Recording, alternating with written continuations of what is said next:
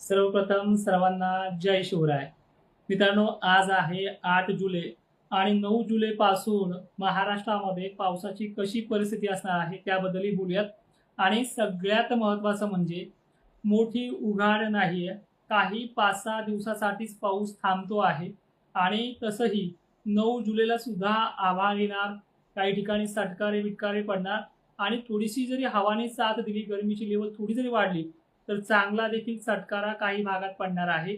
तर 9 जुलैला कोणत्या कोणत्या जिल्ह्यामध्ये पाऊस पडू शकतो अशा भागांची नावं आपण पाहूयात. आणि उघाड नेमकं किती दिवस राहणार आहे. ॲक्च्युअली काय होतंय, खंड म्हणला किंवा उघाड म्हणलं तर चिंता वाटते शेतकऱ्यांना, की ज्या ठिकाणी कमी ओलीवरती पेरण्या झाल्यात, 5-6 दिवस जरी गॅप पडला किंवा एक आठवडाभर जरी गॅप पडला तर पिकं सुकू लागतील. तर अशा शेतकऱ्यांना सुद्धा याच्यामध्ये दिलासा आहे. आणि विदर्भामध्ये जो पावसाला कंटाळलेला भाग आहे, जो भाग पावसाच्या बाबतीत त्यांना असं वाटते की आता 10-12 दिवस नको, असा विदर्भामध्ये अनेक भाग आहे. तर अशा शेतकऱ्यांना विनंती, फक्त 5-6 दिवसच तुम्हाला गॅप मिळणार आहे. अन्यथा पुन्हा 15 जुलैपासून तर काही ठिकाणी 16 जुलैपासून पाऊस सुरू होतोय. आणि विदर्भाच्या ह्या सोडलेल्या काही मोजक्या भागांना सुद्धा त्या ठिकाणी सापका शिपका पावसाची मजल ही 15-16ला स्टार्टअप होते. तर ह्या व्हिडिओमध्ये ते पूर्ण विश्लेषण आपण पाहूयात. आणि सगळ्यात महत्त्वाचं सांगतोय, की महाराष्ट्रामध्ये ज्या आपण आतापर्यंतच्या अपडेट दिल्यात, म्हणजे जवळपास 2 जुलैला सांगितलं होतं, की जायकवाडी धरणामध्ये सुद्धा आवक वाढेल. आणि आज ती बातमी आपल्याला पाहायला मिळते, की काही प्रमाणामध्ये जायकवाडी धरणामध्ये आवक वाढताना दिसते आहे. जवळपास पश्चिम महाराष्ट्रात या पश्चिमी जिल्ह्यांच्या काही धरणांमध्ये चांगल्या पद्धतीचा वाढ झाली आहे. मुंबई, पुणे, नाशिकमध्ये सुद्धा अनेक धरणांमध्ये पाण्यामध्ये वाढ झाली आहे. आणि त्याचबरोबर सिल्लोडची काही दोन व्हिडिओ पण आले, तिथे काही नद्यांना देखील मोठा पाऊस पडल्यामुळे पूर आलाय. तर गोदावरी नद्या नाशिक पट्ट्यामध्ये सुद्धा पूर आल्याचे व्हिडिओ आपल्याला पाहायला मिळत आहेत. आवाज येत नाही का, त्याबद्दल एकदा बोला. तर लक्षात घ्या, उद्या जळगाव जिल्ह्यामध्ये, बुलढाण्यामध्ये, तसेच जालन्यामध्ये त्याच प्रमाणामध्ये काही ठिकाणी सकाळच्या वेळेला सुद्धा पुणे परिसरामध्ये, खानदेशमध्ये काही ठिकाणी, जळगावला काही ठिकाणी हलका ते मध्यम पावसाचा जो काही जोर आहे तो परत कायम असणार आहे. अर्ध्या तासासाठी किंवा एका घंट्यासाठी होईना. पण वातावरण उद्या पण खराब आहे. तसंही वातावरण उद्या जोर ओसरणार आहे, म्हणजे पूर्णपणे जोर ओसरत नाही. सुरुवात पहिला दिवस आहे 9 जुलै. या दिवसापासून वातावरण हे लातूर, नांदेड, बीड जिल्ह्यामध्ये, सोलापूरला देखील कमी होताना पाहायला मिळते. पण एक महत्त्वाचं असं आहे, की उन्हाचा चटका 15 मिनिटासाठी, 20 मिनिटासाठी, काही ठिकाणी 1 तासासाठी पडणार आहे. त्यामधून काही असा आभाळाच्या फळ्या निघतील. सर्वदूर नाहीये, पण काही भाग असे आहे की त्यामध्ये थोडा मोठ्या थेंबाचा सटकारा मात्र या बीड, लातूर, नांदेड पट्ट्यामध्ये, जालन्यामध्ये, त्याचबरोबर बुलढाण्यामध्ये, छत्रपती संभाजीनगरमध्ये, अहिल्यानगरमध्ये, तर अकोला, अमरावतीमध्ये सुद्धा काही मोजक्या गावखेड्यांना हा पडण्याची शक्यता आहे. सगळ्यांना पडेल असं काही नाहीये, पण पडणार आहे. त्याचबरोबर खानदेश, नाशिकमध्ये दमदार किंवा हलक्या पावसाला उद्या देखील सुरुवात होऊ शकते. पाऊस हा उद्या या भागात जे आज काल झाले त्याच्यामधनं थोडी विश्रांती घेतोय. पण उद्याच्या दिवस का होईना खानदेश आणि नाशिक क्षेत्राला हलक्या सरी पाऊस आहे काही तासासाठी सुद्धा. पण दुसरी महत्त्वाची गोष्ट आहे, की विदर्भामध्ये सुद्धा जळगाव, खानदेश साईड जे आहे, बुलढाणा जिल्हा, अकोला, अमरावतीमध्ये सुद्धा दुपारपर्यंत का होईना इथे फटकारे बिटकारे 4-5 वाजेपर्यंत 1-2 आभाळाच्या मोठ्या फळ्या निघून 1-2 ठिकाणी पाऊस ही लक्षणं पाहायला मिळतात. आणि दिवस मावळता दक्षिण महाराष्ट्राकडनं वातावरण हे गुरुवारी म्हणजे उद्यापासून कमी व्हायला सुरुवात होते. पण वातावरण हे शुक्रवारी सुद्धा ढगाळलेलं पाहायला मिळते. उन्हाचा चटका आणि त्याच्यातून स्थानिक लेवलला ढग निघणं हे लातूर, बीड, सोलापूर, नांदेड, छत्रपती संभाजीनगर, विदर्भात काही मोजक्या ठिकाणी हे सत्र 2 दिवस उद्या 10 तारखेपर्यंत पाहायला मिळते. हे स्थानिक लेवलचं वातावरण, जसं आपण म्हणतो ना वळेवाचा पाऊस पडला, एक्झॅक्टली ती कंडिशन आहे. यामध्ये ज्या ठिकाणी वारे जसे असतील त्या ठिकाणी ते ढग खाली जातील, पण काही काही ठिकाणी गरमीच्या लेवलमुळे आणि स्थानिक वातावरणामुळे असे फटकारे पडण्याचे चान्सेस आहेत. अजून 2 दिवस पावसाचा जोर उद्यापासून ओसरतोय, पण स्थानिक वातावरणाचा पडू शकतो. ठीक आहे. मग 10 तारखेपर्यंत खराब किंवा थोडंफार का होणे वातावरण आहे. उद्यापासून जोर हा या पश्चिम महाराष्ट्रातला, खानदेशातला 10 तारखेपासून ओसरतोय. पण पुढे आपल्याला शुक्रवार नंतर शनिवारी, रविवारी, सोमवारी आणि मंगळवारी जवळपास 4 दिवस का होईना वातावरण हे गॅप देणार आहे. ढग वगैरे चालूच राहतील. ठीक आहे. त्याच्यामध्ये उन्हाचा चटका आणि ढग, त्याच्यातून ज्या ज्या ठिकाणी पाणी पडेल ना त्या भागाचं कल्याणच होऊन जाईल. अशा पद्धतीचं वातावरण या भागांमध्ये आहे, जे 14 तारखेपर्यंत राहील. त्यानंतर पुन्हा बंगालच्या उपसागरामधलं जे काही लो प्रेशर आहे, कमी दाब आहे, तो परत पूर्वेकडील जिल्ह्याकडनं नागपूर असेल, चंद्रपूर असेल, गोंदिया 15 जुलैला परत महाराष्ट्रामध्ये पाऊस होतोय.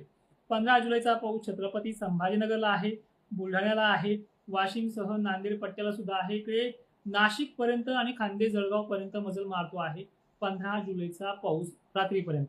16 जुलैपर्यंत नांदेड, लातूर भाग, बीड भाग या भागापर्यंत मजल मारतोय. म्हणजे राज्यामध्ये चांगली मोठी 8, 10, 20 दिवसाची उघाड नाहीये. पण हा 5-6 दिवसाची उघाड किंवा त्यामध्ये सुद्धा स्थानिक लेवलचा पाऊस कुठे कुठे पडू शकतो, अशा प्रकारची कंडिशन आहे. म्हणजे असं तप्त ऊन आणि पिकं सुकतील अशी परिस्थिती सध्या तरी पाहायला मिळत नाहीये. बरं ठीक आहे, मग 15-16 आलेला पाऊस हा सुरुवात करेल, एक दिवस पुन्हा गॅप घेईल 17ला आणि त्यानंतर तो पाऊस 18-19ला जोर धरेल. तो 22-23 तारखेपर्यंतही राहू शकतो, अशी परिस्थिती मॉडेलनुसार स्पष्ट दिसते. आणि राज्यामध्ये जे काही अनेक भागामध्ये आपण पाहिलं विदर्भामध्ये की काही ठिकाणी विहिरीला पाणी आलंय, काही ठिकाणी अपेक्षापेक्षाही कमी पाणी आहे. मराठवाड्यातली परिस्थिती 1-2 ठिकाणी आंबट पट्टा, काही भाग वगळला जसं की रोहिलागड वगैरे पट्टा, या भागातच विहिरीला पाणी आलेलं आहे. पण अनेक भाग असा आहे घनसावंगी वगैरे भागामध्ये की त्यांना विहिरीला पाणी नाही. याच महिन्याच्या शेवटच्या आठवड्यामध्ये ती सुद्धा परिस्थिती सुधारणार आहे. त्यामुळे याच अजून 2 आठवडे राहिले, त्या 2 आठवड्यात 2 टप्पे बाकी आहेत. त्यामुळे प्रत्येक आठवड्यामध्ये 1 टप्पा पाऊस हा निश्चित आहे आणि ह्या कमी ओलीवरती पेरलेल्या मालांना तो जीवदान मात्र नक्की देणार आहे. ठीक आहे. आता आणखी महत्वाचं असं आहे की सगळ्यांना वारंवार प्रश्न पडतो धरणांचा. हे पहा, वरचे जे मोठी मोठी धरणं आहेत ते भरले आहेत आणि ठिकाणी 50%, 60%, 80%, काही मुंबई जवळची धरणं तर 100% ओव्हरफ्लो झालेत. जायकवाडीमध्ये कालपासून आवकही सुरू झाली. पण जायकवाडीचा धरणाचा 100% प्रश्न जो आहे, आता पुढील काळामध्ये जुलैच्या शेवटच्या आठवड्यात जो पाऊस येणार आहे त्याच्यामध्ये तो बरंच भरणार आहे आणि ऑगस्ट सप्टेंबरच्या मोठ्या थेंबाच्या पाण्यामध्ये ते जवळपास चांगल्या पद्धतीने भरेल. आणि 1972चा दुष्काळ असा होता का, मी तुम्हाला ऑगस्ट महिन्याच्या शेवटी विचारेल. ठीक आहे.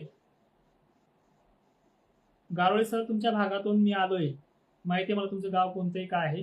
तुमच्या भागामध्ये दिलेलं पाणी तारीख ते तारीख जारी नाहीये आणि सोडून द्या तो विषय. शासकीय हवामान अंदाज पाहत चला, टेन्शन घेऊ नका.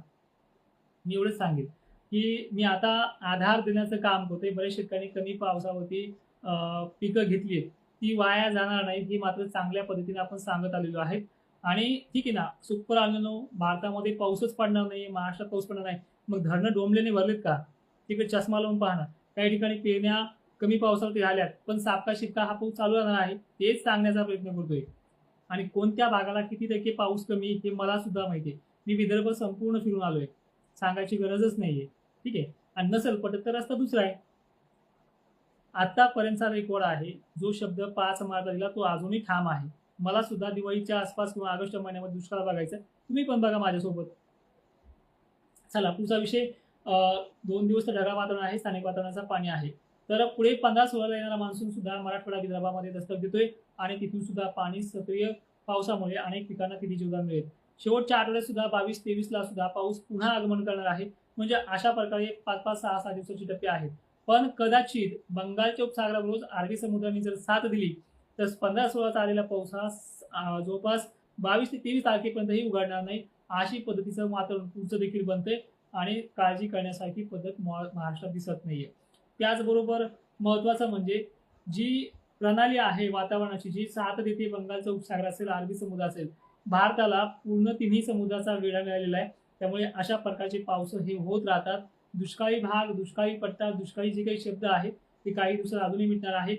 ज्या गावखेड्यांना पाऊस झाला नाहीये त्यांनी सुद्धा निश्चिंत राहा. ज्या पावसावरती तुम्ही पेरण्या केल्यात, जी माल तुमचा उगून आलाय, त्याला पाऊस साथ देणारी कंडिशन अजूनही कायम आहे आणि येणाऱ्या काळात ती तुम्हाला दिसतही राहील. आणि दुसरी महत्वाची गोष्ट, नांदूर घाट परिसरात पाऊस नाही मित्रा. गोविंद मुळे सर, मी तुमच्या भागामध्ये बऱ्याच ठिकाणी बघितले, माल उगून वर आले आणि तुमच्या भागामध्ये सुद्धा पुन्हा सटकारी बिटकारी होईना, उद्या सुद्धा ऍक्टिव्ह असणार आहे. ह्या 2 दिवसात सुद्धा स्थानिक वातावरणाचं पाणी पडणार आहे. निव्वळ निक्क आभाळच दिसणार नाही अशी 9 जुलैची कंडिशन नाही, ते वारंवार सांगतोय. जर नसेल पटत तर मला एक विनंती करा, सगळ्यांनी 100% अशा कमेंट करा की साहेब तुम्ही बंद करा. मी एका शब्दावर बंद करणारा माणूस आहे. तुम्ही 100% 100 कमेंट करा. धन्यवाद. जय शिवराय.